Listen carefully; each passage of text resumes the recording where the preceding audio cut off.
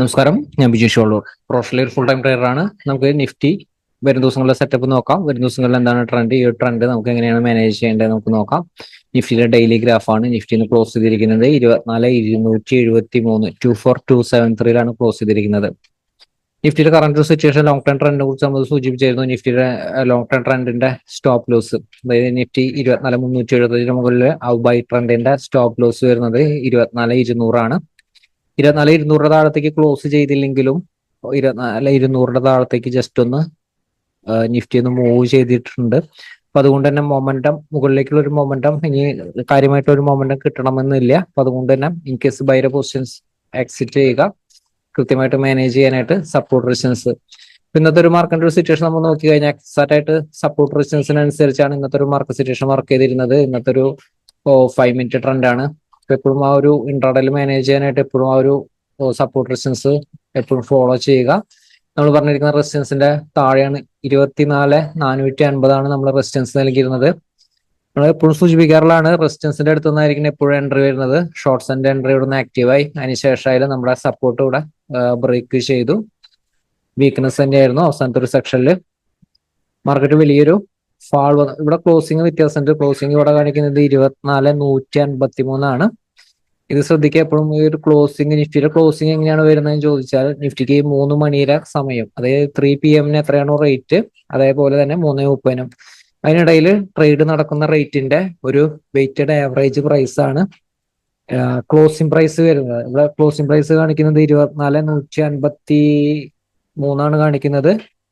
അപ്പൊ ക്ലോസിംഗ് വ്യത്യാസമുണ്ട്. ഇതല്ല 24,200 മുകളിൽ തന്നെയാണ് ക്ലോസ് ചെയ്തിരിക്കുന്നത്. അപ്പൊ ഇത്തരം കാര്യങ്ങൾ നോക്കിക്കൊണ്ട് നമുക്ക് വരും ദിവസങ്ങളിൽ നിഫ്റ്റിയിൽ നമുക്കത് എങ്ങനെ മാനേജ് ചെയ്യാം, ഏതാണ് റൈറ്റ് ആയിട്ടുള്ള ട്രെൻഡ്. നിഫ്റ്റി ഇപ്പോഴും 24,200 താഴത്തേക്ക് ക്ലോസ് ചെയ്തിട്ടില്ല. 200 താഴത്തേക്ക് ക്ലോസിംഗ് ലെവൽ നിലനിർത്തിയാൽ, അതായത് 200 താഴെ നിഫ്റ്റിക്ക് സപ്പോർട്ട് ഉണ്ട്. 200 താഴെയാണ് നിഫ്റ്റിയുടെ സപ്പോർട്ട്. പക്ഷെ ആ ഒരു സപ്പോർട്ട് എടുത്തുകൊണ്ട് തിരിച്ചു കയറും. അപ്പൊ അതുകൊണ്ടാണ് 200 താഴത്തേക്ക് ഒരു ക്ലോസിംഗ് ലെവലിൽ സപ്പോർട്ട് എന്ന് നമ്മൾ സൂചിപ്പിച്ചിരുന്നത്.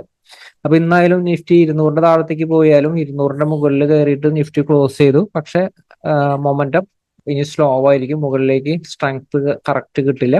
അപ്പൊ അതുകൊണ്ട് തന്നെ കറക്റ്റ് ആയിട്ട് ഇൻട്രാഡേ സപ്പോർട്ട് റെസിസ്റ്റൻസ് അനുസരിച്ച് മാനേജ് ചെയ്യുക. വരും ദിവസങ്ങളിലെ ക്ലോസിംഗ് നോക്കിക്കൊണ്ട് നമുക്ക് വരും ദിവസങ്ങളിലെ ട്രെൻഡ് കൃത്യമായിട്ട് അപ്ഡേറ്റ് ചെയ്യാം. എന്തായാലും 24,200 ട്രെൻഡ് റിവേഴ്സലാണ്. എപ്പോഴും ശ്രദ്ധിക്കേണ്ട കാര്യം, നമ്മൾ പൊസിഷൻ ഷോർട്ട് ടൈമിലേക്കൊക്കെ ചെയ്യുന്ന ഒരു സമയത്ത്, പൊസിഷൻ ട്രേഡിംഗ് ചെയ്യുന്ന ഒരു സമയത്ത് ഇൻട്രാഡേ ചെയ്യുന്ന ട്രേഡും പൊസിഷൻ ട്രേഡും ചെയ്യുന്ന വ്യത്യാസമുണ്ട്. ഒരു കാരണവശാലും വീക്കിലി ഓപ്ഷൻസ് ഒരു കാരണവശാലും ചെയ്യരുത്. മന്ത്ലി ഓപ്ഷൻസ് ആയിരിക്കണം ചൂസ് ചെയ്യേണ്ടത്. മന്ത്ലി ഓപ്ഷൻസ് അല്ലെങ്കിൽ നെക്സ്റ്റ് മന്തിന്റെ ഓപ്ഷൻസ്, അതാണ് ഏറ്റവും സേഫ് ആയിട്ടുള്ള ഒരു രീതി വരുന്നത്.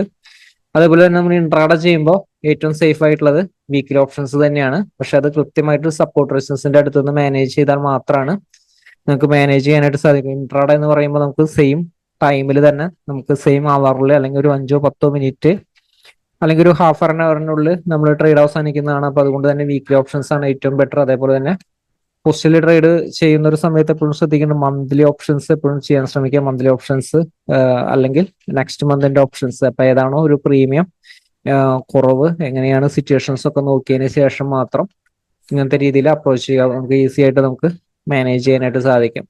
അപ്പൊ നമുക്ക് വരും ദിവസങ്ങളിൽ നമുക്ക് ഇൻട്രാഡേയിൽ നമുക്ക് റൈറ്റ് ആയിട്ടുള്ള സപ്പോർട്ട് റെസിസ്റ്റൻസ് ഏതാന്ന് നമുക്ക് നോക്കാം.